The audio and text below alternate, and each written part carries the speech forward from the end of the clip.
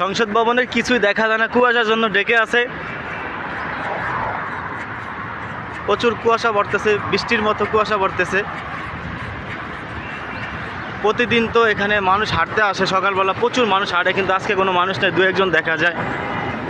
কুয়াশার জন্য মানুষ নাই বললেই চলে একেবারে। প্রচণ্ড কুয়াশার, দেখতেছেন এরিয়ার কি অবস্থা।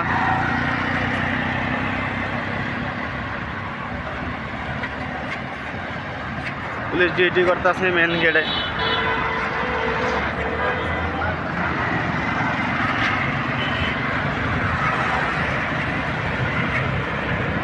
এই যে মানুষ খুবই সীমিত, নাই বলে ঠান্ডার জন্য মানুষ কম বের হয়েছে আজকে।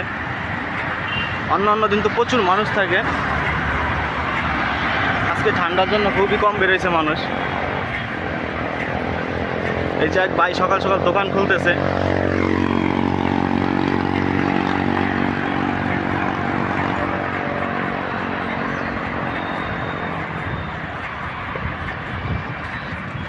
একবারে ফাঁকা, গাড়িও কম আজকে।